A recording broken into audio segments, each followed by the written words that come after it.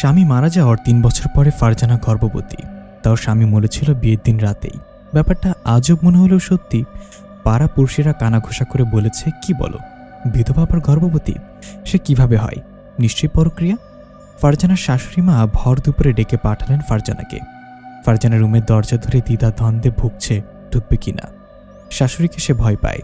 স্বামী মারা যাওয়ার পরেও ফারজানার এই বাড়ি ছাড়েনি। শাশুড়িমাকে ভয় পাওয়ার আরও এক কারণ হলো স্বামী না থাকা।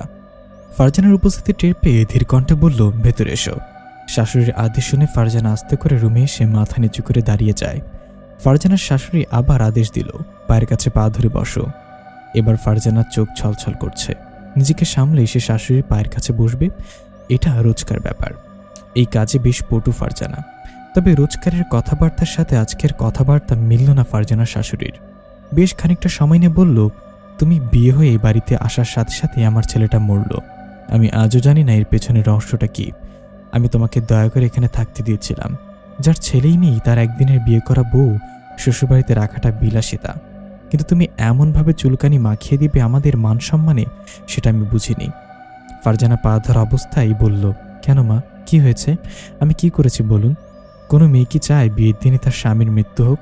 আর আমি সেই থেকে তো এই বাড়িতে কাজের লোকের মতোই পড়ে আছি। কখনো তো প্রাপ্য সম্মানটা আমি পাইনি মা, তবু আজ কি করলাম আমি? ফারজানার শাশুড়ি চটে গেলেন। এই প্রথমবার ফারজানা তার শাশুড়ির মুখে মুখে তর্ক করল। ঠিক তর্ক নয়, উচিত কথা যাকে বলে। কিন্তু ফারজানার শাশুড়ি সেটা সহ্য হলো না। তাই পায়ের উপর পড়ে থাকা ফারজানাকে সজোরে লাথি মারল ফারজানার শাশুড়ি। আতকে উঠল ফারজানা। নিজের মুখ পুড়িয়ে অবৈধ মেলামেশা করে পেট বাঁধিয়ে আবার মুখে মুখে তর্ক করিস? আর আমি? বের হ আমার বাড়ি থেকে। তোর মতো বেহায়া আমার বাড়িতে জায়গা নেই। প্রথমে এসেই আমার ছেলেটাকে খেয়েছিস, তুই তো রাক্ষসী নষ্ট মেয়ে কোথাকার। কোন বস্তি থেকে তুলে এনেছি কে জানে। থামলেন ফারজানার শাশুড়ি। ফারজানা উঠে দাঁড়ালো। তার শাশুড়ির মুখের ভাষা খারাপ সেটা ফারজানা ভালো করেই জানে। কিন্তু নিজের পরিবার এবং নিজের চরিত্রে কলঙ্ক লাগালে এক ফোঁটাও সহ্য করবে না সে। এই প্রথম শাশুড়িকে বললেন, আপনি আমার মা, দ্বিতীয় মা। কখনো মায়ের থেকে আলাদা ভাবিনি, তবে আজ বলতে বাধ্য হচ্ছি, আপনি আমার শাশুড়ি মা। আর কেউ না জানুক, আপনি অবশ্যই ভালোভাবে জানেন আমার চরিত্র কেমন। পরক্রিয়া করার ইচ্ছা থাকলে 3 বছর আগেই সংসার ছেড়ে নতুন সংসার গড়ে নিতাম। নিজের যৌবনের স্বাদ আহ্লাদে এই একটা সাদা কাপড়ে মুড়িয়ে রেখে দিতাম না। আপনি আমার এই সাদা কাপড়ে কলঙ্ক দাগ লাগাতে পারেন না। ফারজানার শাশুড়ি তেড়ে আসলেন। পা উঁচু করে ফারজানার পেটের উপর রেখে আবার একটা লাথি মেরে বললেন, আমি কি পারি না পারি সেটা এবার দেখ। আমি কি সাধে বলেছি? বাড়ির আশেপাশে তোর মা খালারাই তো বলেছে, গিয়ে শোন। পরক্রিয়া না করলে এই পেটের বাচ্চা আসলো কিভাবে? উত্তর দে, কোন যুক্তিতে আসে? ফারজানা পেট ধরে বসে পড়ে। প্রচণ্ড ব্যথা হচ্ছে পেটে তার। এই প্রথম মনে হলো তার ভেতর অন্য কারোর অস্তিত্ব আছে। শাশুড়ি মায়ের পা ধরে বসে বলল, আমি কিছু জানি না মা, আমি সত্যি বলছি, কিছুই আমি জানি না। ফারজানার শাশুড়ি ফারজানার চুলের গোছা ধরে টানতে টানতে বাড়ির প্রধান ফটকের বাইরে নিয়ে এলেন। ইতিমধ্যে বাড়ির আশেপাশে সবাই জড়ো হয়ে বিষয়টা দেখছে। ফারজানার শাশুড়ি বেশ অহংকারী হয়ে গর্ব করে ফারজানাকে কয়েক ঘা দিয়ে বের করে দিল বাড়ি থেকে। তারপর পাড়া প্রতিবেশীদের উদ্দেশ্য করে বলল, কি দেখছেন অমন করে? খুশি হয়েছেন না? এবার গিয়ে আবার আরেক ঘরেরটা খোঁজ করেন, যত সব। বলেই কোমর দুলিয়ে ঘরে ঢুকে ঠাস করে দরজাটা বন্ধ করে দিল। ফারজানা ঠায় দাঁড়িয়ে আছে। কোন দিক যাবে সে বুঝতে পারছে না।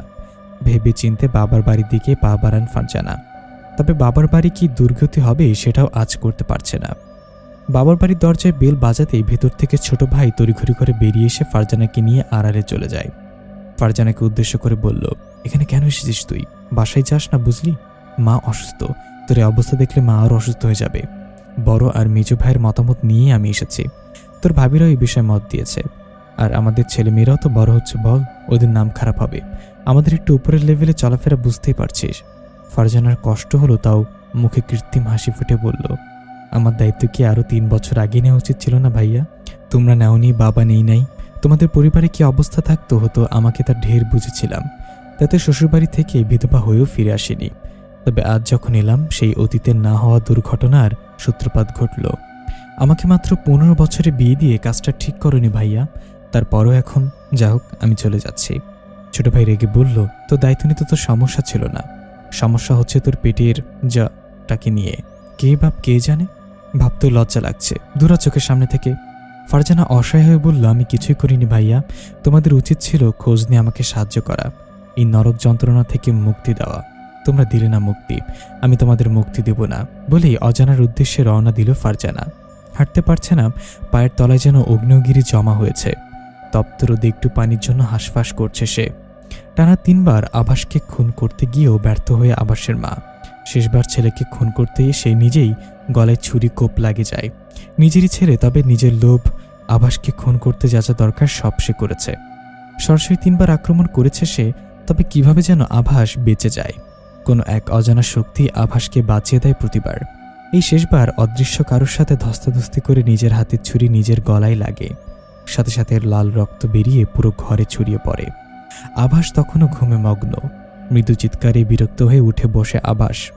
চোখ ডলে এদিক ওদিক তাকিয়ে ড্রিম লাইটের হালকা আলোয় দেখল আভাসের মা ফ্লোরে শুয়ে ছটফট করছে।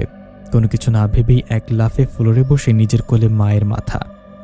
গলা থেকে তখনও রক্তের ফোয়ারা বের হচ্ছে। দ্রুত কোলে উঠিয়ে বাইরে বের হতে হতে বলল, ড্যাড, ড্যাড কোথায় তুমি? মমের কি হয়েছে দেখো, তাড়াতাড়ি এসো। আয়ান, গাড়ি বের কর। আয়ানের কোনো হদিস পাওয়া গেল না। আয়ান আভাসের মেজ ভাই, এত রাতে কোথায় থাকতে পারে সেই বিষয় বেশ ভালোই ধারণা আভাসের। ছোট ভাইকে ডাক দিয়ে গাড়ি বের করে বলল, সোজা হাসপাতালে যাবি, এদিক ওদিক একদম গাড়ি থামাবি না। আভাসের ছোট ভাই রাব্বি মাথা নাড়িয়ে গাড়ি স্টার্ট দিল। মাঝ পথেই হলো বিপত্তি। একটা মেয়ে এসে সাদা কাপড় উপরে রাস্তায় দাঁড়িয়ে আছে। সাহায্য চাইছে সে। রাব্বি আভাসের দিকে তাকিয়ে জিজ্ঞাসা করল, ভাইয়া কি করবি? আভাস জবাব দিল, থামবি না, চালিয়ে যা। রাব্বি তাই করল। তবে মেয়েটার একদম সামনে আসার পর হুট করে মেয়েটা গাড়ির সামনে এসে যায়। রাব্বি ভাবল অ্যাক্সিডেন্ট হয়েছে, তাই হুট করে গাড়িটা থামায়। কিন্তু মেয়েটা হঠাৎই আভাসের পাশে জানালায় ঠকঠক আওয়াজ করে বলল, আপনারা তো সামনে যাচ্ছেন, আমাকে একটু নিয়ে যাবেন প্লিজ, কোনো গাড়ি পাচ্ছি না আমি। আর এত রাতে রাস্তায় একটা মেয়ে একা থাকাটা সুবিধাজনক নয়, তাই আমাকে একটু সামনে ছেড়ে দিবেন। আভাসের মা কখনো আভাসকে খারাপ শিক্ষা দেয়নি, সবসময় মেয়েদের প্রতি সম্মান করতে শিখিয়েছে সে। তাই রাব্বিকে মাথা নাড়িয়ে অনুমতি দিল মেয়েটিকে গাড়িতে ওঠানোর। মেয়েটি পেছনের সিটে বসে আভাসের মায়ের মাথাটা নিজের কোলে নিয়ে বসে পড়ে। আভাসের দৃষ্টি আড়ালে মেয়েটি আভাসের মায়ের গলা কাটার জায়গাটায় আঙুল ঢুকিয়ে কণ্ঠনালী ধরে টান মারে। সাথে সাথে হাতটা সরিয়ে লুকিয়ে ফেলে মেয়েটি। আভাস মায়ের দিকে তাকালো। এতক্ষণ নড়াচড়া করলেও এখন এক বিন্দু নড়ছে না আভাসের মা। আভাস ভাবল জ্ঞান হারিয়েছে। মিনিট 30 পর মেয়েটি গন্তব্যে পৌঁছে যায়। আভাসকে ইশারা দিল গাড়ি থামানোর। আভাসের কথায় রাব্বি গাড়ি থামিয়ে মেয়েটাকে নামিয়ে দেয়। তবে রাব্বির বিষয়টা সন্দেহজনক লাগে। যেখানে গাড়ি থেমেছে তার আশেপাশে কোনো বাড়িঘর নেই। তাই আগ্রহে রাব্বি জানালা থেকে মাথা বের করে জিজ্ঞাসা করল, মিস, আপনার নাম জানা হলো না, নাম কি আপনার? মেয়েটি পেছনে থেকে জবাব দেয়, ফারজানা।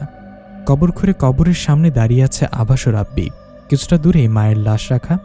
তার সামনে দাঁড়িয়ে অশ্রু বিসর্জন দিচ্ছে আভাসের বাবা। আয়ানের খোঁজ পাওয়া যায়নি এখনো। মায়ের শেষ কাজে ভাই থাকবে না সেটা হয় না। বিভিন্ন জায়গায় খোঁজ নিয়েও আয়ানকে পাওয়া সম্ভব হলো না। অজ্ঞাত আরও কিছুটা সময় অপেক্ষা করে কবর দিতে নিয়ে এসেছে আভাসের মাকে। তারপর আবার গলাকাটা লাশ। আভাসের মাকে রাখা হয় কবরে। ছোটবেলা থেকে মায়ের কাছে যথেষ্ট আদর ভালোবাসা পেয়েছে সে। এখন আর নিজেকে ঠিক রাখতে পারছে না আভাস। রাব্বিকে জড়িয়ে ধরে ডুকরে কেঁদে উঠল আভাস। কবর দেওয়া শেষ করে কবরের সামনে দাঁড়িয়ে দোয়া করল মায়ের জন্য। তারপর ধীর পায়ে পৌঁছে যায় বাড়িতে। ক্লান্ত শরীরটাকে সোফায় টেনে বসিয়ে মায়ের স্মৃতিচরণ করছে আভাস। বাড়িতে মেয়ে ছাড়া দ্বিতীয় কোনো নারী নেই, এমনকি কোনো কাজের মেয়ে বা মহিলাও নেই। আভাসের মা সবসময় চেয়েছে ছেলেদের কাছে নারী না আসুক, বিশেষ করে আভাসের আশেপাশে। তবে আয়ান হয়েছে তার উল্টো। মাসের মধ্যে 8 থেকে 10 দিন কেটে যায় নাইট ক্লাবে কিংবা কোনো বড়লোক মেয়ের সাথে বন্ধুদের ফ্ল্যাটে।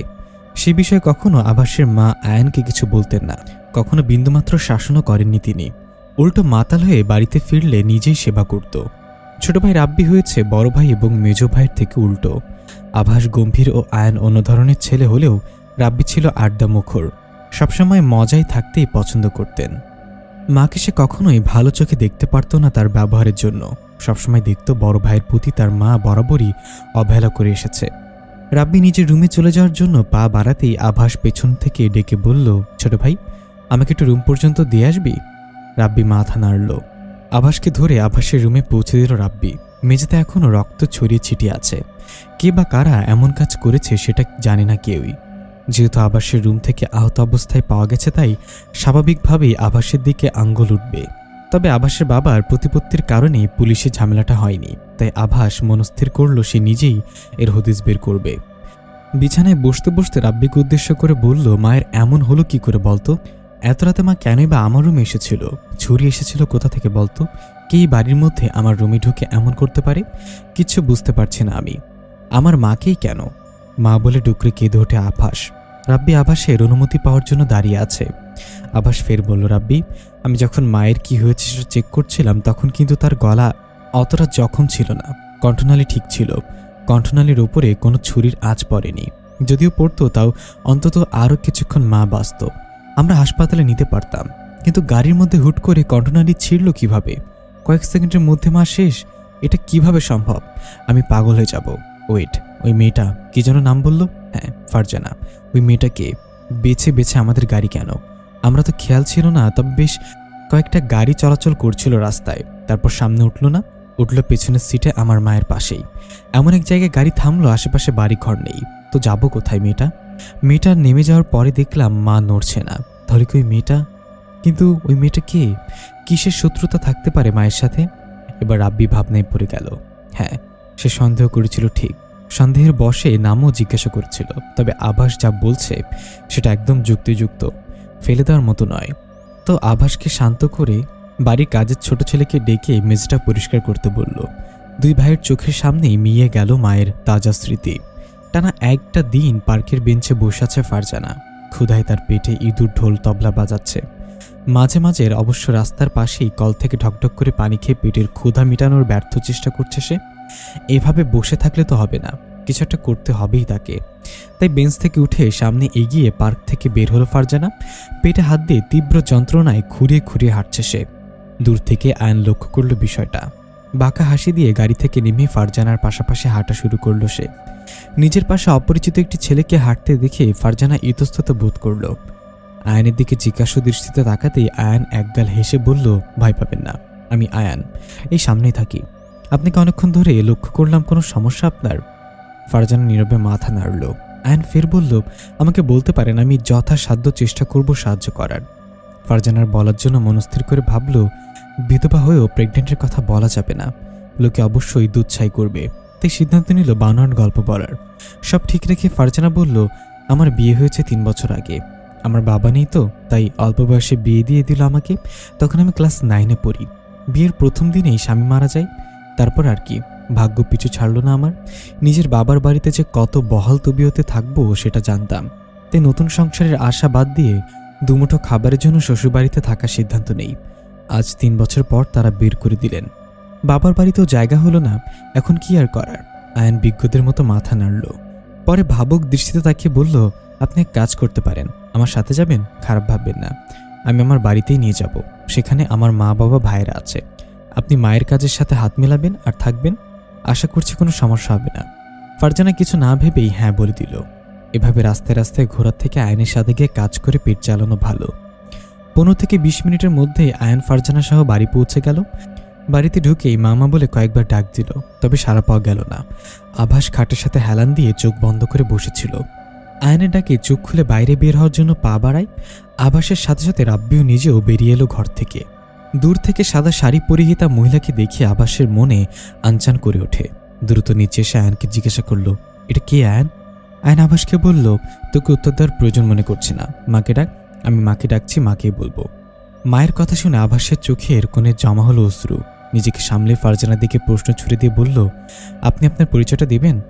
আয়ন বারণ করার আগেই ফারজানা নিজের মুখ থেকে কাপড়টা সরিয়ে বলল, আমি ফারজানা। আভাসের মনে পড়ল সেই রাত, গাড়ির জানালার একটা অপরিচিত মুখ, সাদা শাড়ি, সাথে নাম ফারজানা। ফারজানার দিকে রাগী দৃষ্টিতে তাকিয়ে আয়নের দিকে তেড়ে গেল আভাস। শার্টের কলার ধরে বলল, তার মানে মায়ের খুনের পেছনে তুই আছিস? আবার বাড়িতে এসে মাকে ডেকে নাটক করছিস তুই? এই মেয়ের সাথে মিলেই মাকে তুই মেরেছিস, তাই না? রাব্বি দৌড়ে এসে আভাসকে থামিয়ে দূরে নিয়ে যায়। আয়ন ভুরু কুচকে বলল, খুন করেছি মানে? খুন? মাকে? আভাস, মা কোথায়? রাব্বি, মা কোথায়? রাব্বি দাঁতে দাঁত চেপে বলল, মা নেই। আয়ন পাল্টা প্রশ্ন ছুড়ে বলল, নেই মানে? রাব্বি একই ভঙ্গিতে বলল, নেই মানে নেই। পৃথিবীতে নেই, তুমি তো মেরেছিলে, তাই না? এই মেয়েটার সাথে মিলে?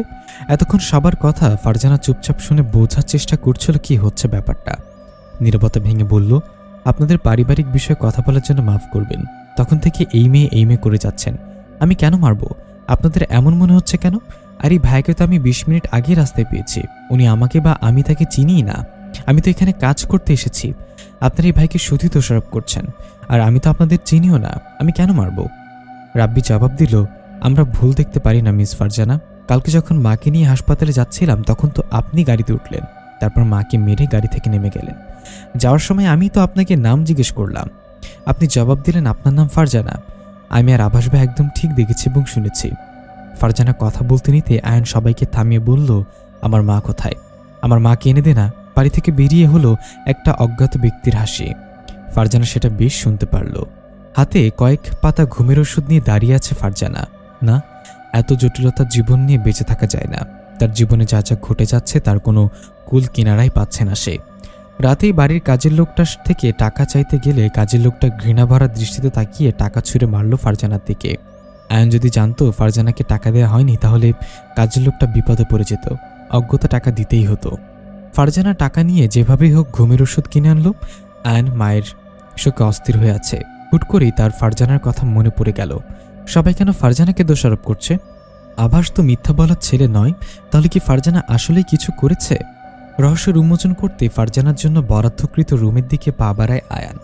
দরজা হালকা ভেজানো থাকায় আয়ান সরাসরি রুমে ঢুকে ঔষধ হাতে নিয়ে দাঁড়িয়ে থাকতে দেখল ফারজানাকে। দৌড়ে গিয়ে ফারজানার হাত থেকে ওষুধ ফেলে সজোরে থাপ্পড় মেরে দিল ফারজানার গালে। আয়ানের চিল্লাচিল্লির আওয়াজ পেয়ে রাব্বি ছুটে আসলো। আভাস কিছু টের পেয়েও আসার ইচ্ছা পোষণ করল না। রাব্বি এসে আয়নকে সরিয়ে দিয়ে ফারজানাকে তুলে বিছানায় বসায়। আয়নের উপর রাগ দেখে বলল, ভাইয়া তুমি একটা মেয়ের গায়ে কিভাবে আঘাত করতে পারলে? এত কিছু হওয়ার পরেও যেখানে আভাস ভাইয়া এই মেয়েটাকে কিচ্ছু বলেনি সেখানে তুমি কোন সাহস আঘাত করেছ? আয়ন দেয়ালে ঘুষি মেরে বলল, এই মেয়েটাকে জিজ্ঞাসা কর কেন মেরেছি। আত্মহত্যা করার কথা ভাবা মানুষকে পর্যন্ত আমি ঘৃণা করি, আর এই মেয়েটা কিনা প্রেগনেন্ট অবস্থা আত্মহত্যা করছে। রাব্বি ভুরুকুচকে আয়নের দিকে তাকিয়ে ভাবল, এই লোক আবার কবে থেকে ভালো হওয়া শুরু করলো? আভাস কিছু কিছু কথা শুনে ফারজানার রুমের দরজায় এসে বাঁকা হেসে মনে মনে বলল, বা মেয়েটাকে দেখে তো আয়নের সুবুদ্ধি হচ্ছে। এত ভালো তো জীবনেও ছিল না। মেয়ে দেখলে যেখানে হামলে পড়ে সেখানে এই মেয়ের প্রতি এত দরদ, ব্যাপার না। হালকা ইমপ্রেস করার ধান্দা, দুদিন পরে আসল রূপ বেরিয়ে আসবে। আভাস সবাইকে নিজের দিকে তাকিয়ে থাকতে দেখে থতমত খেয়ে যায়। কি বলবে ভেবে পাচ্ছে না সে। তাই আমতামতা করে ফারজানাকে বলল, দেখুন মিসেস, আমি এটা বলছি না যে সেদিন রাতে আমরা দুই ভাই ভুল দেখেছি, আবার এটাও বলতে পারছি না আপনিই খুন করেছেন। এক মুহূর্তের জন্য যদি আমরা ধরে নিই খুনটা আপনি করেননি, তার জন্য আপনাকে প্রমাণও দিতে হবে। আমি কাল আপনার সাথে নিজে আপনার বাড়ি যাব, সব কিছুর খোঁজ নেব, তারপরে আপনাকে এই অভিযোগ থেকে মুক্তি দেওয়া হবে। রাব্বি, আয়ান যাও, নিজের রুমে যাও। আর হ্যাঁ, মিসেস ফারজানা দরজা ভালোভাবে আটকে ঘুমাবেন। ফারজানা মাথা নাড়ল। আভাসকে সে ভয় পায়। তার গম্ভীর মুখটা দেখলেই ফারজানার কাঁপাকাঁপি শুরু হয়ে যায়। পরদিন সকাল সকাল আভাস ঘুম থেকে ওঠার আগেই আভাসের দরজায় ঠকঠক আওয়াজ হলো। বিরক্ত হয়ে দরজা খুলে কয়েকটা কথা শুনিয়ে দেওয়ার জন্য মুখ খুলতেই দেখে ফারজানা দাঁড়িয়ে আছে। দীর্ঘশ্বাস ফেলে আভাস বলল, আপনি যান, আমি এক্ষুনি আসছি। ফারজানা মাথা নিচু করে চলে যায়। সারা রাত ঘুম না হওয়ার কারণে সকালের দিকে আভাস ঘুমিয়ে পড়ে কিছুটা। কিছুক্ষণ পরে আবার ফারজানা জাগিয়ে দেয়। তাই বিছানায় গিয়ে চিত হয়ে শুয়ে আভাস ভাবল, যদি ফারজানা নির্দোষ প্রমাণিত হয় তাহলে কি করব? আমি আর রাব্বি তো ভুল দেখিনি, তাহলে কে ছিল এটা? সব ভাবনা মাথা থেকে ঝেড়ে ফেলে উঠে বসলো আভাস। নিজেকে সামলে ফ্রেশ হয়ে নিচে নেমে আসলো। বাড়িতে কোনো মেয়ে না থাকায় ফারজানা নিজেই খাবার তৈরি করছে। আভাসকে খাবার খেতে বলতেই উত্তরে আভাস বলে, আপনি বাড়ির আশ্রিতা মাত্র, বাড়ির বউ নয়, তাই বউয়ের মতো ব্যবহার করা বন্ধ করুন। আমার মায়ের রান্নাঘরে আপনাকে না দেখলে খুশি হব আমি, বলেই গটগট করে বাইরে বেরিয়ে যায়। ফারজানাও খাবার রেখে আভাসের পেছনে দৌড় দেয়। আয়ন এসে দুজনকে একসাথে দেখেই রাব্বিকে বলল, ওরা দুজন একসাথে যাচ্ছে কেন? আমি যেতে পারতাম, মেয়েটাকে তো আমি এনেছি। রাব্বি আয়নের কাঁধে হাত রেখে বলল, কে জানে, এই রহস্যর পেছনে তুমি নিজেই আছো হয়তো। নাহলে মেয়েটাকে আনলে কেন তুমি? তোমার চরিত্র আভাস ভাইয়া ভালোভাবেই জানে, তাই এইসব বলে কোনো লাভ নেই। আয়ন তাতে দাঁত চেপে রাব্বির দিকে তাকালো। রাব্বি পাশ কাটিয়ে ফোন কানে নিয়ে বলল, হ্যাঁ মাহি, হ্যাঁ আমি আসছি, তুমি অপেক্ষা করো। আরে না, এত প্যারা কেন দাও যে তুমি? আরে বাবা, মাস্ক দিয়েই বের হব আমি। রাখো, আসছি। ফারজানার শ্বশুরবাড়ির সামনে দাঁড়িয়ে আছে আভাস ও ফারজানা। এক প্রতিবেশী জানালা থেকে ওদের দেখে বাইরে বের হয়ে ডাক দিয়ে সবাইকে ডাকলো। ফারজানার সাথে সাথে আভাস নিজে অপমানিত হচ্ছে, তবে সেদিকে খেয়াল না দিয়ে দরজার কলিং বেল বাজায় ফারজানা। শাশুড়ি দরজা খুলতেই কটকট করে ভেতরে চলে যায় ফারজানা। আভাস ঠায় দাঁড়িয়ে আছে। ফারজানা ফিরে এসে আভাসের হাত ধরে টেনে ভেতরে নিয়ে যায়। শাশুড়িমা ভ্রুকুচকে বলল, তুই এখানে কি করিস? ফারজানা মিনমিনের সুরে বলল, মা, 5 মিনিট পরে আমরা চলে যাব। এনাকে একটু বলুন না আমি আপনার বাড়ির বউ। ফারজানার শাশুড়ি আবাসের দিকে তাকিয়ে বলল, এটা কে? ওই তোর নাগর নাকি, যার বাচ্চা তোর পেটে? ছি, এই পাপকে আবার আমার বাড়ি নিয়ে এসেছিস। আমার বাড়িটা নরক নাকি রে? আভাস আসতে বলল, দেখুন আপনার কথা ভুল হচ্ছে। ইনি একদিন হলো আমাদের বাড়িতে আছেন, শুধু তার বিষয় জানতে এখানে এসেছি, এছাড়া অন্য কিছুর সাথে আমি জড়িত নই।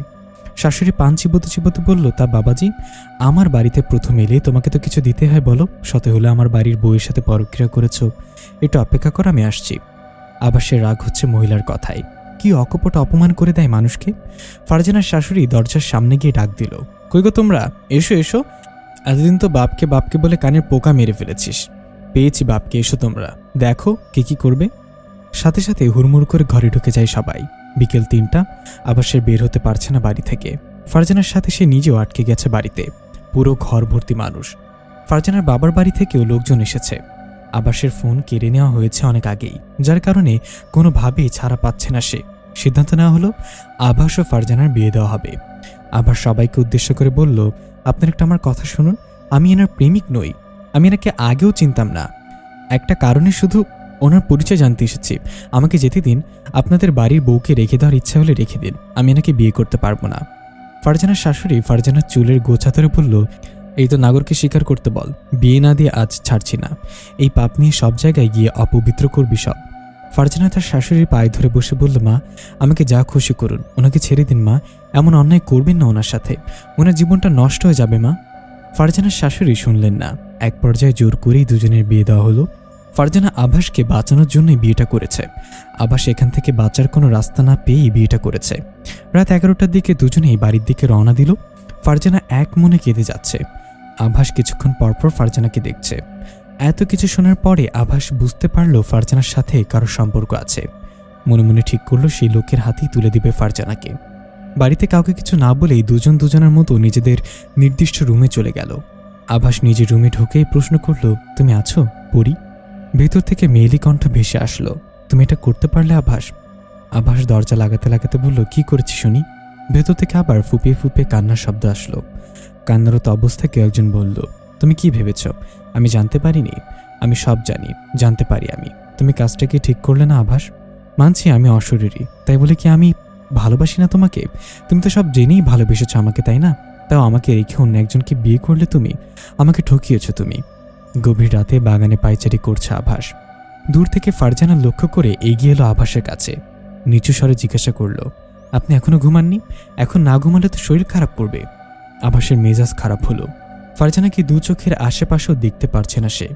এমনিতেও মায়ের মৃত্যুটা রহস্য হয়ে আছে, তার উপর এই চরিত্রহীন মেয়েটার সাথে জোর করে বিয়ে দিয়ে দিল সবাই। দীর্ঘশ্বাস ফেলে বলল, দেখুন আপনি আপনার সীমার মধ্যেই থাকবেন। আপনার সাথে জোর করে বিয়ে হয়েছে তার মানে এই না যে আপনাকে আমি বউ হিসেবে মেনে নিয়েছি। আমার তো মনে হচ্ছে সবটা আপনার প্ল্যান। মায়ের মৃত্যুদিন আপনার সাথে দেখা হওয়া, তার পরের দিন আয়নের মাধ্যমে এই বাড়িতে ঢোকা, তার পরের দিন আমাকে ফাঁসিয়ে বিয়ে করা। 3 দিনের মধ্যে সবটা কেমন পাল্টে গেল না? আপনার কি একটু অনুশোচনা হচ্ছে না এসবের পেছনে আপনি আছেন? আভাস কোনো কিছু ভুল গণনা করে না মিস ফারজানা, আপনি মিলিয়ে নেবেন আমার কথা, প্রমাণ আমি বের করবই। ফারজানা হাতে হাত ঘষে আভাসের সামনের দিকটা একটু ঝুঁকে বলল, মিস নয়, মিসেস ফারজানা, বলতে পারেন মিসেস আভাস হুসাইন। ভেবেছিলাম কোনো ঝামেলা করব না আমি, তবে এবার দেখছি বইয়ের অধিকারটা আমায় নিতেই হবে। এটা আইনত অধিকার আমার মিস্টার আভাস হুসাইন। বলে পিঠে চুলের বেনি দুলিয়ে হেঁটে চলে গেল ভেতরে। আভাস চিন্তা করে পারছে না কি থেকে কি হয়ে গেল। বাগানে রাখা দোলনাটায় হুট করে অট্টহাসির শব্দ হলো। আভাস পেছনে ঘুরে তাকায়, চকচকে চাঁদের আলোয় পরীর মুখটা জ্বলজ্বল করছে। আভাস ধীর পায়ে পরীর পাশে গিয়ে বসল। পরীর কোনো প্রতিক্রিয়া না দেখে আস্তে করে ডাক দিল, পরী। পরী তাকায় না। বেশ কয়েকবার পরী বলে ডাক দেওয়ার পরে পরী মিষ্টি কণ্ঠে বলল, আমাকে পরী ডাকার অধিকারটা আপনি হারিয়ে ফেলেছেন মিস্টার আভাস। আমাকে পরী ডাকবেন না, আমার নাম ধরে ডাকুন, আমার নাম রিয়ানা। রিয়ানার হাত ধরে আভাস বলল, রেগে আছো আমার প্রতি? তুমি অন্তত আমার কথাটা বোঝার চেষ্টা করো। তুমি যখন সব জেনেছো কেন বিয়েটা আটকালে না? আমি না হয় পরিস্থিতির শিকার। রিয়ানা অট্টহাসি দিল। এই হাসির মধ্যে লুকিয়ে আছে একরাশ কষ্ট, অভিমান। রিয়ানা আর চোখে তাকিয়ে বলল, যে পুরুষ তার ভালোবাসাকে পাওয়ার জন্য তার জীবন বাজি রাখতে ভয় পায়, সেই পুরুষ আমার ভালোবাসা পাওয়ার যোগ্য না। বিয়ে করার পরেও দেখো আস্তে আস্তে তোমাদের মধ্যে সব ঠিক হয়ে যাচ্ছে। ভালোবাসলে না আমাকে, এতটুকু জোর ছিল না তোমার ভালোবাসায়? যাও আজ তো তোমার বাসর রাত, সকাল হতে আর দেরি নেই, আমি চন্দ্রবিলাস করি। আভাস রাগ দেখিয়ে বলল, কি বলছো এসব তুমি? ওই মেয়েটা ভালো করে জানি আমি ওকে বউ হিসাবে মানি না, তো ও আমার জন্য অপেক্ষা কেন করবে? রিয়ানা উঠে দাঁড়িয়ে বলল, বুঝেছি, আমি না গেলে তুমিও যাবে না। শত হলো কতদিনের অভ্যাস মায়া। যাও, ঘরে যাও, আমি যাচ্ছি, আমাদের পথ আলাদা হয়ে গেছে। পেছন থেকে কয়েকবার ডাক দিল, রিয়ানা ঘুরে তাকালো না। আভাস রাগ করে নিজের রুমে চলে যায়। রুমে যেতেই দেখে ফারজানা সাদা কাপড় ছেড়ে বউ সেজে বিছানায় বসে আছে। এবার আভাসের রাগ চূড়ান্ত পর্যায়ে পৌঁছে যায়। লম্বা কদম ফেলে গিয়ে ফারজানাকে বিছানা থেকে তুলে গালে কয়েকটা চর বসিয়ে দেয়। তারপর চেঁচিয়ে বলে, আমি ফ্রেশ হতে যাচ্ছি, এসে যেন তোমাকে এই রুমের কোথাও না দেখি। বলেই হনহন করে রুমের ওপাশে চলে গিয়ে ঠাস করে দরজা বন্ধ করে দেয় আভাস এবং ওয়াশরুমে চলে যায়। ফারজানা বসে চোখের পানি ফেলছে। সে ভেবেছিল বিয়ে যখন হয়েছে আভাসকে নিজের করে নেবেই, আর যাই হোক এই সন্তানকে তো একটা পরিচয় দিতে হবে। আভাস যথেষ্ট ভালো লোক, বাচ্চাটাকে কখনোই ফেলে দিত না সে। মন খারাপ করে নিজের রুমে চলে যায় ফারজানা। আভাস বেশ কিছুক্ষণ পরে ওয়াশরুম থেকে বের হয়ে দেখে বিছানায় আগের মতোই ফারজানা বসে আছে, তবে এবার আভাসের রাগ কিছুটা কমেছে। তাই সিদ্ধান্ত নিল ফারজানাকে রিয়ানার কথাটাই বলেই দিবে। এই অবস্থায় ওর সাথে খারাপ ব্যবহার করা ঠিক হবে না। তাই আভাস গিয়ে ফারজানার পাশে বসে বলল, তোমাকে আঘাত করার জন্য দুঃখিত, তুমি নিজের ঘরে চলে যাও, আমি তোমাকে মানাতে পারবো না। আমি অন্য একজনকে ভালোবাসি, তুমি শুধু বলো তোমার বাচ্চার বাবাকে, আমি নিজে তার হাতে তোমাকে তুলে দেব। আর না বলে তুমি এই বাড়িতে থেকো, তোমার বা তোমার বাচ্চার দায়িত্ব না হয় আমি নিব, তবে স্বামী হিসেবে নয়। ফারজানা মিনমিনের স্বরে বলল, অতীত সবারই থাকে, আমারও ছিল। আমি ভুলে যখন আপনাকে স্বামী হিসেবে মেনে নিতে পেরেছি, আপনি কেন পারবেন না? অতীত মানে অতীত, বর্তমানকে নিয়ে ভাবুন, বর্তমান নিয়ে ভেবে ভবিষ্যৎ তৈরি করুন। আভাস দাঁড়িয়ে যায়। প্রচণ্ড রাগে ফারজানার হাত ধরে ঘর থেকে বের করে দিতে নিতেই ফারজানা উল্টো আভাসের হাত ধরে টান দেয়। আভাস সোজা ফারজানার উপরে পড়ে যায়। ফারজানা আভাসকে চিৎ করে একপাশ হয়ে আভাসের দিকে তাকিয়ে আভাসের মুখে আলতো করে দুটো আঙ্গুল বুলিয়ে দিল। মুচকি এসে বলল, সারা জীবন ছেলেরা মেয়েদের রূপের বর্ণনা করেছে, আমি কি দিয়ে তোমার রূপের বর্ণনা করব বলো তো? পারফেক্ট বডি, মায়াবী মুখ, যদি মুখে রাগি ভাবটা সারাক্ষণ থাকে, তবে তুমি যখন একটা হাসি দাও, বিশ্বাস করো আমার সব মন খারাপ চলে যায়। আভাস নিজেকে ছাড়ানোর চেষ্টা করছে, তবে ফারজানার থেকে নিজেকে ছাড়াতে পারছে না। মনে হচ্ছে ফারজানার মধ্যে 10 থেকে 12 জনের শক্তি রয়েছে। আভাসকে কাছে টেনে নিজের ঠোঁট বাড়িয়ে চুমু দিতে গেল ফারজানা। চুমু দেওয়ার আগেই ছিটকে গিয়ে পড়ল আলমারির ওপরে। রুম থেকে একটা মেয়েলি কণ্ঠ চেঁচিয়ে বলল, তোর সারা জীবন আমার জিনিসের নজর, তোর সাহস কী করে হয় আভাসকে ছুঁয়ে দেখার? আমি বারবার করে তোকে বারণ করেছিলাম, তুই শুনলি না। আজ সীমা অতিক্রম করে ফেলেছিস তুই। আমার চোখের সামনে থেকে চলে যা, এই শাস্তি তুই পাবি। আভাস এখনো বুঝতে পারছে না কি হচ্ছে এসব। সারা ঘরে চোখ বুলিয়ে বলল, পরি কোথায় তুমি? সামনে এসো, কি হচ্ছে এসব? রিয়ানা আভাসের পাশে বসে হু হু করে কেঁদে ফেলল। আভাস সামনের দিকটা হাতের বলল, আমি তোমাকে দেখতে পাচ্ছি না, সামনে এসো, কাঁদছো কেন তুমি? রিয়ানা কিছুক্ষণ চুপ থেকে বলল, তুমি বুঝবে না আভাস, তুমি নিজেও জানো না আমি কত আগ থেকে তো ভালোবাসি তোমায়। তোমাকে পাওয়ার জন্য কত পাগলামি করেছি আমি। নিজের পরিবার ছিন্ন করতে দুবার ভাবিনি। আমি বাজি ধরে বলতে পারি তোমার থেকে আমার ভালোবাসাটা অনেক অনেক দামি। তোমার তো আর আমাকে হারানোর ভয় ছিল না। তুমি তো হারাওনি, হারিয়েছি আমি, তোমাকে হারিয়েছি আমি। এর থেকে বেশি কষ্টের আর কি হতে পারে? তুমি আমার যন্ত্রণাটা বুঝতে পারবে না আভাস। নিজের চোখের সামনে নিজের ভালোবাসার মানুষটা অন্য কারোর হয়ে গেলে কতটা খারাপ লাগে বুঝবে না তুমি। যাই হোক, আমি এখন সামনে আসতে পারবো না, আমি যাচ্ছি, সাবধানে থেকো। খুব ভোরে আভাস বসার রুমে বসে আছে। গত 3 রাত ভালো করে ঘুম হয়নি, তাই বসার রুমে বসার পরে আর উঠতে মন চাইল না। ভোরে ফারজানা খাবার বানাতে নিচে নামতেই আভাসকে লক্ষ্য করল। 1 কাপ চা করে আভাসের কাছে আসতেই আভাস চায়ের কাপ ধরে ফ্লোরে ছুঁড়ে মারল। আভাস আবার চেঁচিয়ে বলল, তোমার লজ্জা হচ্ছে না, চরিত্রহীন মেয়ে কোথাকার? কাল রাতে তো কাণ্ড ঘটিয়ে সকালে বৌমাগিরি হচ্ছে, বলেছি না আমার মায়ের রান্নাঘরে তুমি ঢুকবে না। আভাসের গলার আওয়াজ পেয়ে রাব্বি দৌড়ে এলো। রাব্বি জানে বড় ভাই রাগ করেছে, মানে বাড়িতে ঘূর্ণিঝড় হতে পারে। আয়ন ঘুমু ঘুমু চোখে এসে বলল, কি রে আভাস, আমি বলেছি না ফারজানা আমার অতিথি, তুই কিছু প্রমাণ করতে পারিসনি, তাই ওর সাথে এমন ব্যবহার করতে পারিস না। তুই সম্বন্ধে কথা বলবি সবসময়। আর ফারজানা, তুমি এই কাপড়ে কেন? সাদা কাপড় কোথায় তোমার? ফারজানা কিছু বলার আগে আভাস উঠে দাঁড়িয়ে আয়নের কাছে গিয়ে তাতে দাঁত চেপে বলল, কাকে সম্মান করবো কাকে করবো না সেটা তোর থেকে শিখতে হবে। মেয়েটা আমার মায়ের শাড়ি পরেছে, মেয়ে বলে সম্মান দিয়েই কিছু বলছি না, ড্রেস নিয়ে আমি। আশা করছি তোর অতিথিকে ভালোভাবে বুঝিয়ে দিবি। ইতিমধ্যে বাড়িতে মাহি প্রবেশ করে। এসে পরিস্থিতিকে শান্ত করতে এগিয়ে এসে চিল্লানিতে বলল, আভাস ভাইয়া তুমি? কতদিন পরে বলো তো, দেশে এসে একটা বারও তো আমার সাথে দেখা করলে না। এই ছোট্ট ডার্লিংয়ের কথা ভুলে গেলে? কত সুন্দর হয়ে গেছে তুমি বলো তো। আগে জানলে তোমার ওই বুদ্ধ ভাইটার সাথে প্রেমই করতাম না। রোমান্টিকের রও জানে না, নিরাপিস কোথাকার। খেয়েছো? খাবার বানানো হয়নি? দাঁড়াও আমি আনছি। খারাপ বলতে পারবে না কিন্তু, সবে রান্না শিখেছি। বিয়েটা করতে হবে তো। তুমি বিয়েটা কবে করবে বলো তো? তোমার জন্য আমিও বিয়ে করতে পারছি না। আবার শালকে এসে বলল, খুব পাকা হয়ে গেছিস তাই না? আমার ভাই কি দেখতে খারাপ? আমার মতোই আমার ভাই হয়েছে। দাঁড়া, তোদের বিয়েটা তাড়াতাড়ি দিয়ে দেবো এবার। আয়ান ও ফারজানা নিজেদের রুমে চলে যায়। ফারজানা ধমক খেয়ে চলে এসেছে, আর আয়ান মাহির সাথে সবার মাখো ভাবটা দেখতে পারে না। অনেকদিন ধরে মাহির দিকে নজর আয়ানের, তবে রাব্বি বা আবাসের জন্য কিছু হয়ে উঠছে না। রাব্বি একলা এসে আবাসের কাছে এসে বলল, ভাইয়া তোমার ভাইকে অপমান করলো দেখো, তুমি কি চাও না এর জবাব আমি দেই? আবাস রাব্বির দুষ্টুমিতা বুঝতে পেরে বলল, অবশ্যই অবশ্যই চাই আমি। রাব্বি কাচুমাচু করে বলল, তাহলে অন্য দিক দিয়ে ঘুরে চোখ বন্ধ করো, আমি একটু রোমান্টিকরা বুঝিয়ে আসছি, খবরদার এদিকে তাকাবে না। আবাস মুখ টিপে হেসে কথা না বেরিয়ে অন্যদিকে ঘুরে ক্লান্ত হয়ে চোখ সত্যি সত্যি বন্ধ করে ঘুমানোর চেষ্টা করলো হালকা শুয়ে। রাব্বি দৌড়ে রান্নাঘরে গিয়ে পেছন থেকে মাইকে জড়িয়ে ধরে বলল, আমি রোম্যান্স বুঝি না, এবার একটু দেখিয়ে দিই বুঝি কিনা। বলে মাহির ঘাড়ের কাছে চুলে হাত দিতে দিতেই খুন্তি দিয়ে ঠাস করে বাড়ি মেরে দিল রাব্বির মাথায়। বেচারা আউচ শব্দ করে মাথা ধরে নিচে বসে পড়ে। আবাস ঘুমানোর চেষ্টায় মাঝেই রাব্বির কাতর গলা শুনে হো হো করে হেসে ওঠে। ফারজানার পেট অসম্ভবভাবে ফুলে উঠেছে। এই কয়টা দিনে এভাবে ফুলে ওঠার কোনো কারণই হয় না। তা হুট করেই আয়না চুপি চুপি ফারজানার রুমে যেতেই এই দৃশ্য দেখল। ভয়ের চোটে প্রাণ বের হয়ে যাবে এমন অবস্থা হয় আয়নের। চিৎকার করে বাড়ির সবাইকে ডেকে নিজে বের হয়ে যায় রুম থেকে। মাহি বাড়িতেই ছিল। রাব্বি ও মাহি দ্রুত ছুটে যায় ফারজানার রুমের দিকে। রাব্বি বুঝতে পারছে না কি করবে। সাধারণত প্রেগনেন্ট মেয়েদের এমন অবস্থা হতে পারে না। রাব্বি মাথা চুলকে আভাসকে ডাক দেয়, আবার ঘুম ঘুম চোখে এগিয়ে এসে এমন দৃশ্য দেখে ভুরু কুচকে তাকালো। গতকাল রাতের কথা নিমিষেই চোখের সামনে ভেসে উঠল। তাই নাক ফুলে বলল, সবাই নাটক করছে, দেখ এটাও একটা নাটক হতে পারে। আমাকে ডাকবি না, আমি গেলাম। মাহি রাব্বিকে জোর করছে হাসপাতালে নিয়ে যাওয়ার জন্য। রাব্বি ও মাহির কথা মতো হাসপাতালের দিকে ছুটল। আগে তো ফারজানার প্রাণ বাঁচাতে হবে। কিছুক্ষণ পর আভাস বাড়িতে কোনো কাজের আওয়াজ না পেয়ে রুম থেকে বাইরে বের হলো দেখার জন্য। সব দিক শান্ত দেখে বুঝে গেল সবাই ফারজানাকে নিয়ে হাসপাতালে গেছে। তাই নিজে রুমে গিয়ে শুয়ে একটা দীর্ঘশ্বাস ফেলল। দরজায় ঠকঠক আওয়াজ হতে আবারও উঠে চোখ তুলে তাকালো দরজার দিকে। ফারজানা দাঁড়িয়ে আছে দরজার সামনে।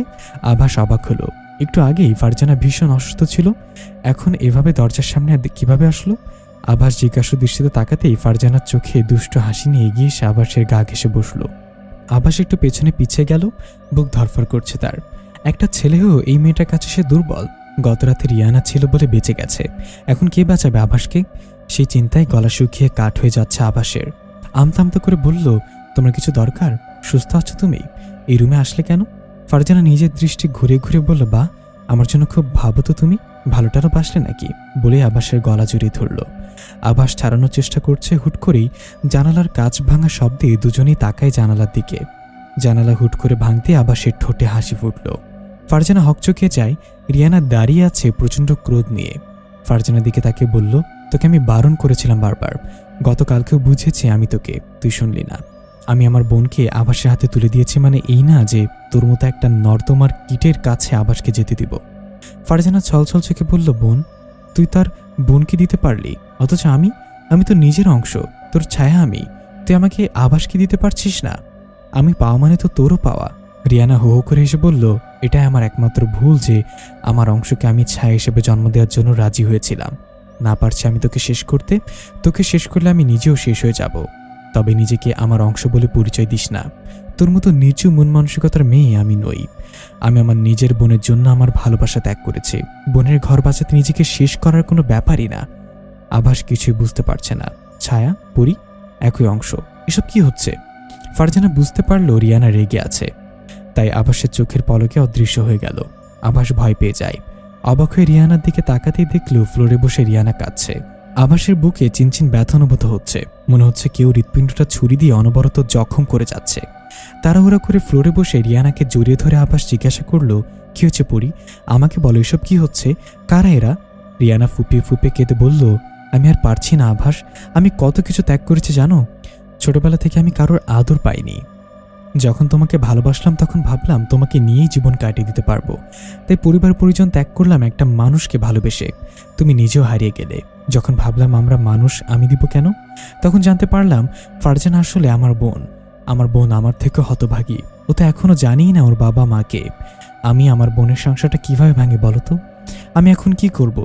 আভাস ভুরুকুচকে জিজ্ঞাসা করলো, বোন মানে? ফারজানা তোমার বোন হয় কিভাবে? ও তো মানুষ, কিন্তু তুমি তো মানুষ না। রিয়ানা মাথা নাড়ল, নাক টেনে বলল, আমার যখন জন্ম হয় তার ঠিক 2 বছর পরেই ফারজানার জন্ম হয়। ছোট বোন আমার, কত আদর করতাম আমি ওকে। তারপর একদিন হুট করেই ফারজানাকে খুঁজে পাওয়া যায়নি। অনেক খুঁজেছি অনেক, তবে পাইনি। তখন আমাদের গুরু বলল, যদি আমি আমার অংশ জন্মাতে পারি তাহলে সে অংশ ফারজানাকে খুঁজে পেতে পারবে, কারণ আমার নানু বা দাদু বেঁচে ছিল না। তাই সন্তান জন্ম দিতে হবে আমার মাকে। সেই সন্তানের মধ্যে আমার অংশ, আমার ছায়া দান করব আমি। সে ছায়া জন্ম হওয়ার পরে কোনো শরীর পাবে না, আমার রূপও ধরতে পারবে না। তাই বারবার তোমার সামনে ও ফারজানার রূপ নিয়ে আসে। ছায়া জন্ম হওয়ার আগে শর্ত ছিল একটাই, যে ও হবে অশুভ শক্তি। প্রতিটি মানুষ বা জিনের একটা শুভ শক্তি, একটা অশুভ শক্তি থাকে। আমার শুভ শক্তি আমার কাছে রয়ে গেছে, আর অশুভ শক্তি ছায়ার ভেতর চলে গেছে। ছায়াটি খুঁজে পেল ফারজানাকে। মানুষের ঘরে বড় হচ্ছে সে, তাও অনাদর অবহেলায়। ছায়া আমাদের বলেনি সেটা, ও চোখ দিল তোমার দিকে। তাই ফারজানার পেটে জাদুশক্তির মাধ্যমে অশুভ শক্তির একটা বাচ্চা দিয়ে টেনে আনলো এই বাড়িতে আমার ভালোবাসাটা শেষ করার জন্য। আমার ভালোবাসা ঠিকই শেষ হয়ে গেল। আমি আমার বোনের সংসার ভাঙতে পারবো না। তুমি ফারজানাকে মেনে নাও, ও পবিত্র, বিশ্বাস করো তুমি। ও কারোর সাথে কোনো রকম পরক্রিয়া করেনি। আভাস উঠে দাঁড়িয়ে যায়, রিয়ানাকে উদ্দেশ্য করে বলল, তোমার মধ্যে অশুভ শক্তি নেই, কিন্তু আমার মধ্যে আছে। তুমি শুভ শক্তির জন্য ত্যাগ করতে পারো, আমি পারি না। আমার ভালোবাসা এতটা সস্তা নয়। হ্যাঁ, তোমার বোন, সে আমার পারি, তাকে একটা ভালো জীবন দিতে পারি। তাই বলে আমি আমার ভালোবাসা দিয়ে দেব? কোনোদিন আমি মেনে নিতে পারবো? 3টা জীবন নষ্ট হয়ে যাবে। তোমার কথা আমি রাখতে পারবো না। আমি আমার পরীকে ভালোবাসি, মানে পরীকেই ভালোবাসি। রিয়ানা চিৎকার করে উঠে বলে, তুমি অনেক কিছু জানো না আভাস, জানো না বলেই আমাকে ভালোবাসি ভালোবাসি বলছো। সত্যি জানলে তুমি আমাকে ঘৃণা করবে। আভাস আগ্রহী বলল, কি সত্যি? রিয়ানা নিজেকে শান্ত করে বলল, আমি তোমার মাকে খুন করেছি আভাস। মানে? হ্যাঁ সত্যি। তুমি মজা করছো তাই না? নিজেকে খারাপ বানানোর জন্য বলছো তাই না? না, আমি সত্যি বলছি। আমি মিথ্যা বলি না তোমার সাথে, সেটা তুমি খুব ভালোভাবেই জানো। কেন মারলে তুমি মাকে? বলতে পারবো না। আমি চাই তুমি তোমার মাকে ভালোবাসো, আমাকে না। তুমি বলো, সমস্যা নেই, বলো তুমি। আমি শুনতে চাই কি করেছিল আমার মা। আমি বলতে পারবো না আভাস, আমি যাচ্ছি। আভাস কিছু বলার আগে রিয়ানা অদৃশ্য হয়ে যায়। মাই হাসপাতাল থেকে বাড়ি আসলো খাবার নেওয়ার জন্য। আয়ন ভাবলো বাড়িতে কেউ নেই, তাই চুপি চুপি রান্নাঘরের দিকে গিয়ে দেখলো মাহি রান্না করছে। খুব সাবধানে পা ফেলে পেছন থেকে জাপটে ধরল মাহিকে। মাহি হকচকিয়ে ওঠে। ঘাড় ঘুরিয়ে আয়নকে দেখে প্রচণ্ড ভয় পেয়ে যায় মাহি।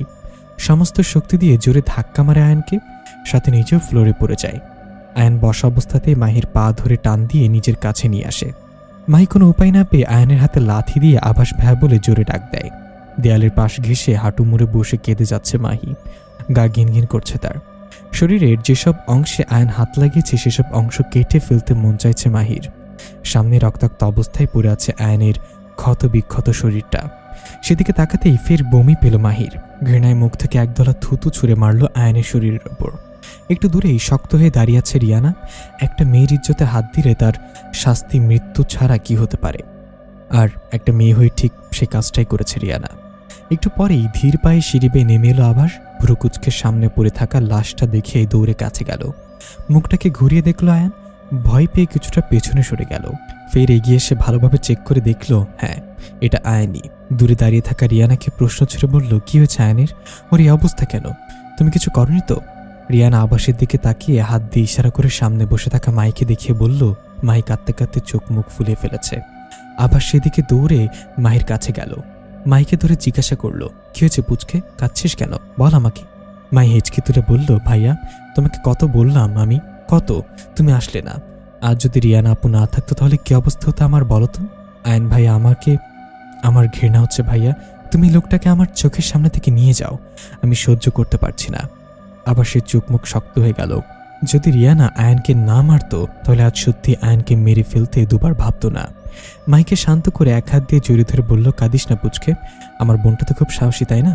আমি আছি তো, আমি আয়নকে দেখছি। তেমন বোন না, এভাবে ভেঙে পড়লে হবে?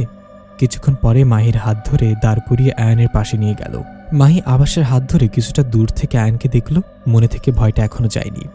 আভাস রিয়ানাকে উদ্দেশ্য করে প্রশ্ন করল, আয়ন কি সত্যি মারা গেছে? রিয়ানা মাথা নাড়ল। রিয়ানা ভাবল আভাস হয়তো রিয়ানাকে ভুল বুঝবে, তবে সেটা হলো না। আভাস মুখে হাসি ফুটে বলল, ধন্যবাদ তোমাকে। আমার পরিবারের এত খেয়াল রাখো বলেই তোমাকে আমি ভালোবাসি এতটা। রিয়ানা থতমত খেয়ে বলল, আয়ন কি তোমার পরিবারের না? আভাস আর চোখে রিয়ানার দিকে তাকিয়ে বলল, এমন নিচু মন মানসিকতার নর্দমার কীট আমার পরিবারের সদস্য হতেই পারে না, যে কিনা ছোট বোনের দিকে খারাপ নজর দিতে পারে। রিয়ানা কৃত্রিম হাসি দিয়ে বলল, আর তোমার মা? মায়ের কথা বলতে আভাসের মুখটা চুপসে যায়। মুখটা গম্ভীর করে বলল, আমার মাও হয়তো এমন কোনো কাজ করেছে, আর আমি তো এটাও জানি না এত রাতে মা আমার রুমে ছুরি নিয়ে কী করছিল। হয়তো কিছু এদিক ওদিক হয়েছিল। রিয়ানা আবার সত্যি সত্যি ভালো লাগার একটা হাসি দিল। আয়নের লাশটাকে ঢেকে আগে মাহির চোট পাওয়া জায়গাগুলোতে ওষুধ লাগিয়ে দিচ্ছে রিয়ানা।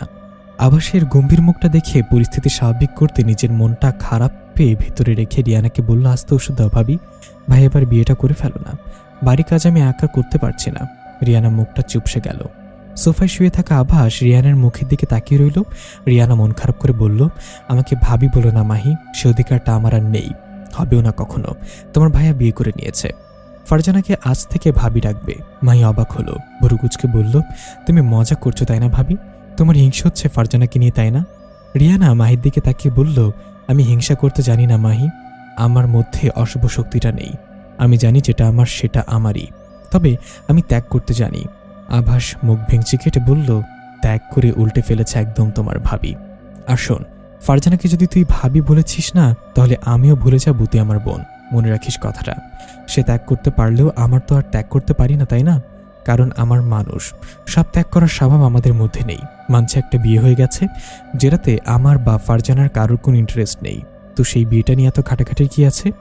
আমরা পারি ফারজানাকে একটা ভালো জীবন দিতে। না, সেটা সে দিবে না, সে দিবে আমাকে। আমাকে নিয়ে কতটা ভালো থাকবে বুঝতে পারছিস তো? ফারজানার ডেলিভারির সময় হয়েছে। ইতিমধ্যে রিয়ানা গিয়ে হাজির হয়েছে। রাব্বি রিয়ানাকে দেখে ভুরুকুচকে বলল, হবু ভাবি তুমি এখানে? রিয়ানা দীর্ঘশ্বাস ফেলে বলল, রাব্বি তোমাকে এখনই বাড়ি যেতে হবে, যাও, আমি এখানে আছি। রাব্বি অমত পোষণ করল। রাব্বিকে ভরসা দিয়ে বলল, আমার উপর আস্থা নেই তোমার? যাও, আমি পারবো, আমি কথা দিচ্ছি ফারজানা ভালো থাকবে, বাড়িতে তোমাকে দরকার এখন। রাব্বি মাথা নাড়ল। রিয়ানার কথা অমান্য করলে আবাসের পানিশমেন্ট খেতে হবে, তাই হাসপাতালের সবকিছু রিয়ানাকে বুঝে বাড়ি পথে রওনা দিল রাব্বি। বাড়ি পৌঁছে বাড়ির সামনে সাদা চাদরে জড়িত রাখা লাশকে দেখে রাব্বির বুকটা ছ্যাদ করে উঠল। ভাবল মাহির কিছু হয়েছে, কিছুক্ষণ আগেই তো খাবার বানাতে এসেছিল, তাহলে কি খাবার বানাতে গিয়ে কোনো দুর্ঘটনা ঘটে গেছে? লাশটাকে পাশ কাটিয়ে ভেতরে গিয়ে দেখল আভাস ও মাহি হাসি ঠাট্টা করছে। ফুস করে একটা নিঃশ্বাস ফেলল রাব্বি। রাব্বিকে দেখে আভাস এসে বলল, আরে আরে আয় আয়, কখন আসলি? ফারজানার কাছে কে? রিয়ানা গেছে নাকি? রাব্বি এগিয়ে মাথা নাড়ল। নীরবে জিজ্ঞাসা করলো, ওটা কার লাশ ভাইয়া? আবার স্বাভাবিকভাবে বলল, আয়নের। পরে আবার মাহির সাথে হাসি ঠাট্টায় মেতে উঠল। রাব্বি চোখ বড় বড় করে বলল, ভাইয়া ওটা আয়ন ভাইয়া? কিন্তু কিভাবে, কেন? আর তোমরা এখানে মজা করছো? ভাইয়া তোমাকে আমি ভালো ভাবতাম, কিন্তু তুমি এমন করছো, শত হলেও তো আমাদের ভাইও। কিভাবে হয়েছে এসব? আভাস রাব্বির দিকে তাকিয়ে বলল, রিয়ানা মেরেছে। রাব্বি রাগ হলো। দুদিন আগে রিয়ানার বলা কথাগুলো রাব্বি শুনেছে। রাব্বি জানে ওদের মাকে রিয়ানা খুন করেছে, এবার তার ভাইকেও। পুরো পরিবার শেষ করে দিচ্ছে মেয়েটা। রেগে চোখ মুখ শক্ত করে বলল, ভালোবাসা অন্ধ হয় তাই না ভাইয়া? রিয়ানা মেরেছে বলেই তুমি কোনো রিয়াকশন নিচ্ছ না তাই না? অন্য কেউ হলে তাকে ছেড়ে দিতে তুমি? মেয়েটা এখন আমাদের পরিবারেই আসলো না, অথচ পুরো পরিবারটাকে নষ্ট করে দিচ্ছে। মাকে মেরেছে, আজ ভাইকে, কাল আমাকে মারবে, পরশু বাবাকে। আর কি চাও তুমি? তুমি তবুও কিছু বলবে না, তা তোমার ভাইয়ের লাশটা কিভাবে ফেলে রেখে এখানে মজা করছো? আভাস এবার দাঁড়িয়ে বলল, তো কি করব? ফুল দিয়ে শহীদদের মতো শ্রদ্ধা জানাবো? ধর তোর একটা ছোট বোন আছে, খুব আদরের, তার ইজ্জতে কেউ হাত দিলে কি করবি তুই? রাব্বি সন্দিহান দৃষ্টিতে তাকিয়ে বলল, আমি যেই শিক্ষা পেয়েছি তাতে আমি খুন করতে দ্বিধাবোধ করব না। আভাস মাথা নাড়িয়ে বলল, ঠিক তাই, আমার বোনের দিকে ওই ছেলেটা চোখ দিয়েছিল। এই যে চোখগুলো দেখতে পাচ্ছিস, ওগুলো সব ওই ছেলেটারই দেয়া। আফসোস আমি টের পাইনি, তাহলে আমি নিজেই মেরে দিতাম। রিয়ানা না আসলে কি হতো ভাবতে পারছিস? রিয়ানা শুধু আমার কাজটা করে দিয়েছে। তুই ভালো করে জানিস এই আভাস কোনো অন্যায়কে প্রশ্রয় দেয় না। রাব্বি ধপ করে বসে পড়ল। তার একদম খেয়াল ছিল না এই বাড়িতে মাহিকে একা পাঠিয়েছিল সে। মাহির দিকে তাকিয়ে দেখলো হাত মুখ ও গলার দিকে অনেকটা নখের দাগ বসে গেছে, মাথার একটা পাশ কেটে গেছে। রাব্বির রাগে চোখে পানি চলে এসেছে। ইচ্ছে করছে আয়নের লাশটাকে সে এখন টুকরো টুকরো করে দেয়। ফারজানার বাচ্চা হয়েছে, তবে ডাক্তাররা যথেষ্ট ভয় পেয়েছে। বাচ্চাটার দুটো চোখ সম্পূর্ণ কালো। বাচ্চার নারী ফারজানার নারীর সাথে জোড়া লাগানো নেই। রিয়ানা অদৃশ্য হয়ে অপারেশন থিয়েটারে গিয়ে ডাক্তার বের হওয়ার সাথে সাথে চোখ মুখ চেপে ধরে মারার চেষ্টা করলো বাচ্চাকে। বাচ্চাটা রিয়ানাকে ধাক্কা দিয়ে দূরে সরিয়ে হাওয়ায় উড়ে আরো বড় রূপ নিল। হাতের বড় বড় নখগুলো নিয়ে এগিয়ে এলো রিয়ানার দিকে। রিয়ানা একটা কয়েন নিয়ে সোজা লাফ দিয়ে বাচ্চাটার কপালে চেপে ধরে। বাচ্চাটা আস্তে আস্তে ছোট হতে হতে একটা ছোট্ট পুতুলে পরিণত হলো। রিয়ানা পুতুলটা হাতে নিয়ে পুতুলের মাথাটা আলাদা করে দিল। এই সম্পূর্ণ বিষয়টা ফারজানা দেখছিল। সে কথা বলতে চেয়েও পারল না। রিয়ানাকে হাত দিয়ে ইশারায় ডাকলো। রিয়ানা এগিয়ে এসে ফারজানাকে বলল, আমাকে দেখতে পাচ্ছ? ফারজানা মাথা নাড়িয়ে হ্যাঁ বলল। ফের মুখ নাড়ালো রিয়ানা। ফারজানার মুখের কাছে নিজের কানটা নিল। ফারজানা আসতে বলল, আমার বাচ্চাটা অমন হলো কেন? রিয়ানা মুচকে এসে বলল, ভয় পেও না, কিচ্ছু হবে না। বাচ্চাটা স্বাভাবিক বাচ্চা ছিল না। আচ্ছা তুমি বলো, বাবা ছাড়া বাচ্চা সম্ভব? আর সেই বাচ্চা স্বাভাবিক হয়? এটা মানবজাতির জন্য হুমকির ছিল, তাই শেষ করতে হলো। এটা তোমার বাচ্চা না, দুঃখ পেও না। তোমারও সংসার হবে, বাচ্চা হবে, দেখো। ফারজানা হাসলো। এসব জিজ্ঞাসা করলো, উনি আসেননি? ফারজানার মুখে উনি সম্বোধন শুনে রিয়ানার চোখ ফেটে পানি আসলো। নিজেকে সামলে বলল, আসলে বাড়িতে একটা দুর্ঘটনা ঘটে গেছে, তাই আসতে পারিনি। তোমাকে খুব শীঘ্রই নিয়ে যাবে ওর কাছে। ফারজানা হাসি চওড়া করে জিজ্ঞাসা করলো, তুমি বুঝি সে? পরি নাম তোমার? ওনার পরি? রিয়ানা চমকে তাকালো, বলল, আমি পরি, নাম নয়। আমি পরি, আমার নাম রিয়ানা। অনেক কিছু জানার বাকি আছে তোমার। তোমাকে অনেক কিছু জানতে হবে, মেনে নিতে হবে অনেক কিছু। আগে সুস্থ হয়ে বাড়িতে চলো।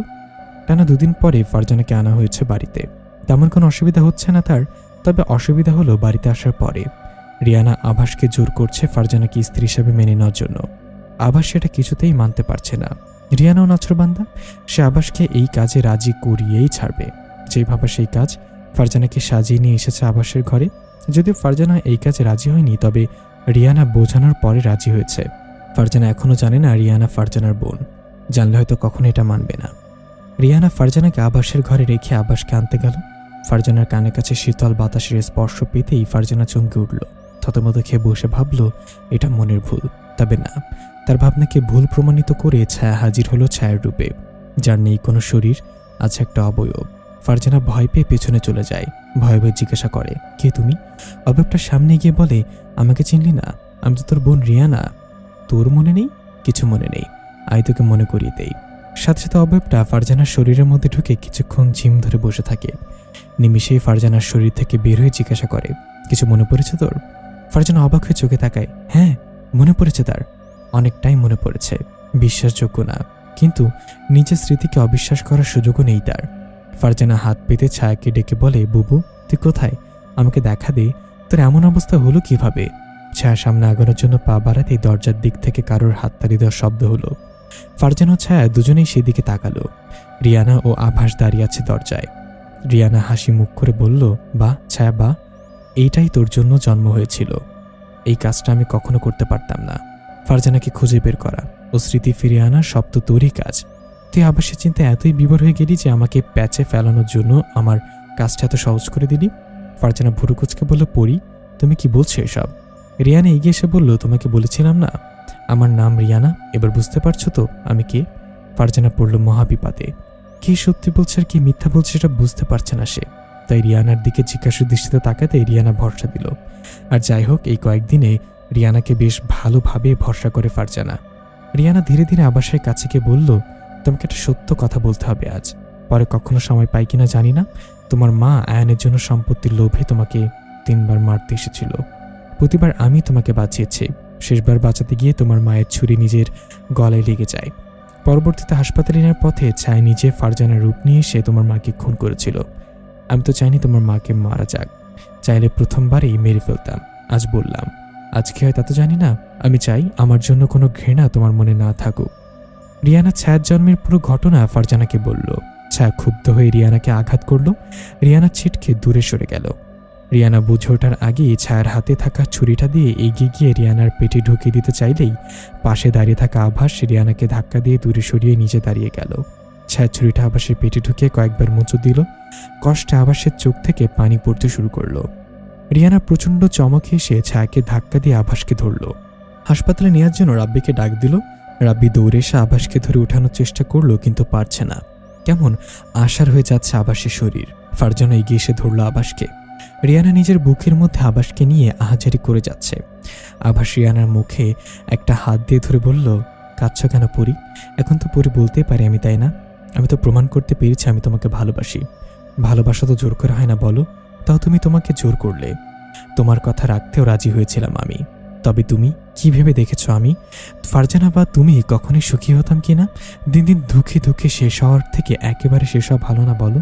তোমাকে তো বাঁচাতে হবে পরি, নাইলে শুভর অশুভ শক্তির বিনাশ করবে কিভাবে? তোমার বোনকে কে বাঁচাবে? আমি তোমার জন্য অপেক্ষা করব। আসবে তো সেদিন আমার কাছে? সেদিন অন্তত আমাকে ফিরিয়ে দিও না। আমি তোমাকে সেই প্রথম দিনের ভয় পেয়ে ভালোবাসার মতোই ভালোবাসি। আমি তোমাকে ভালোবাসি, তুমি ফিরে এসো আমার কাছে। কথাটা বলেই রাব্বির দিকে তাকালো। রাব্বির মুখটা স্পর্শ করে বলল মাহি। বাকিটা বলার আগেই নিঃশ্বাস ফুরিয়ে এলো আভাসের। পুরো শরীর নিতর হয়ে পড়ল নিচে। রিয়ানা জোরে জোরে চিৎকার করে আভাসকে উঠতে বলছে। আভাস উঠছে না। রিয়ানা কেঁদে পাগলের মতো করে বলল, আভাস ওঠো, তুমি একবার ওঠো।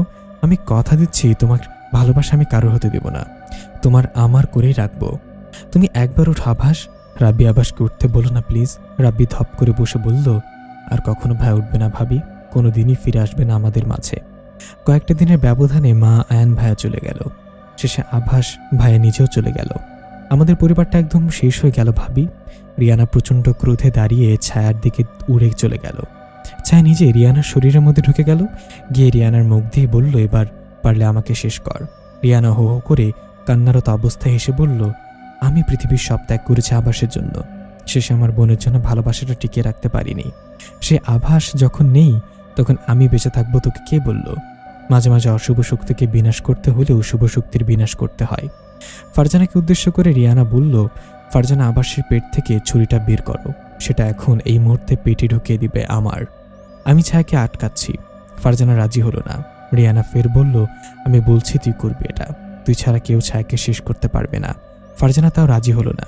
ছায়াকে শেষ করা মানে রিয়ানাকে শেষ করা। রিয়ানা দ্রুত গিয়ে ছুরিটা বের করে ফারজানাকে টেনে এনে ওর হাতে ছুরিটা লাগিয়ে দিয়ে নিজের ছুরিটা ধরে পেটের সামনে নিয়ে বলল, মা বাবা তোর কাছে আসবে, ভালো থাকিস, ইচ্ছে হলে বাড়িতেও থাকতে পারবি। আমাদের মনে রাখিস, আমি তোকে সংসার দিতে পারলাম না রে। যদি কখনো কাউকে মনে ধরে সংসার পেতে নিস, ভালোবাসা না পাওয়া খুব কষ্ট রে। আমি এই কষ্টটা নিয়ে বেঁচে থাকতেও পারবো না। আভাস আমার জন্য অপেক্ষা করছে। পরে ছুরিটা নিজের পেটে কয়েকবার ঢুকিয়ে দিল। কিছু বুঝে ওঠার আগে রিয়ানার শরীরটা উধাও হতে শুরু করলো। রাব্বি আর ফারজানা ধরার চেষ্টা করতেই পুরো শরীরটা উধাও হয়ে গেল। সকালে এই বাড়িতে তৃতীয়বারের আরেকটা সাদা কাপড় পরা লাশ রাখা হয়েছে। মায়ের বাড়িতে সে উস্কো খুস্কো অবস্থায় ধপ করে আভাসের লাশের সামনে বসে পড়ল। হাত দিয়ে মুখের কাপড়টা সরিয়ে দেখল আভাস। সেই চিরচেনা হাসি খুশি মুখটা কেমন কালো কালো হয়ে আছে। সে আগের আভাসের সাথে কোনো মিল নেই। মাহি দুহাত দিয়ে আভাসের মুখটা ধরে বলল, ভাইয়া তুমি উঠবে না? আমি এসেছি তো দেখো। ভাইয়া প্লিজ কথা বলো না, একটা বার পুচকে বলে ডাকো ভাইয়া। আমার তো পৃথিবীতে তোমার ছাড়া কেউ নেই। আমাকে প্রথমবারের মতো পরিচয় দিতে শিখিয়েছিলে তুমি আভাসের বোন হিসেবে, সেই তুমি আমাকে ছেড়ে চলে গেলে। এবার আমি কার বোন বলে নিজেকে পরিচয় দেবো ভাইয়া? তুমি একটা বার ওঠো ভাইয়া। রাব্বি ভাইয়াকে উঠতে বলো না, আমার ভাইয়াকে আমি চাই। আভাস ভাইয়া ওঠো। রাব্বি আমার ভাইয়াকে এনে দাও প্লিজ। আমরা কিভাবে থাকবো আভাস ভাইয়াকে ছাড়া? ভাইয়া ওঠো না, এইভাবে আমাদের ছেড়ে যেতে পারো না। ভাবি কোথায় ভাবি? রাব্বি সে মাইকে ধরে বলল, ভাবিও নেই মাহি, ভাবিও ভাইয়ের কাছে চলে গেছে। এবার মাহি যেন মুখের ভাষা হারিয়ে ফেলেছে। কবর দেওয়ার পরেও মাহি আভাসের কবরের উপরে গিয়ে পাগলামি করছে, বারবার আভাসকে আসতে বলছে। ফারজানার বাবা মা ফারজানার কাছে আসলো। তারা রিয়ানার সাথে অন্যায়ের জন্য অনুতপ্ত। ছোট মেয়ের জন্য শেষে বড় মেয়েটা নিজের জীবনই দিয়ে দিল। ফারজানা বাবা মায়ের সাথে যেতে রাজি হয়নি। সবার স্মৃতি নিয়ে আভাসের বাড়িতেই থেকে গেল। কখনো কাউকে ভালোবাসা বা বিয়ে করার সাহস করেনি আর। ফারজানা ভাবে যাকে বিয়ে করবে তার পরিণতি প্রথম স্বামী আর আভাসের মতোই হয়তো। আভাসকে রোজকারের মতো মনে পড়ে তার। যতই হোক স্বামী ছিল তার। পরক্ষণে মনে পড়ে রিয়ানার হাসি খুশি মুখটা।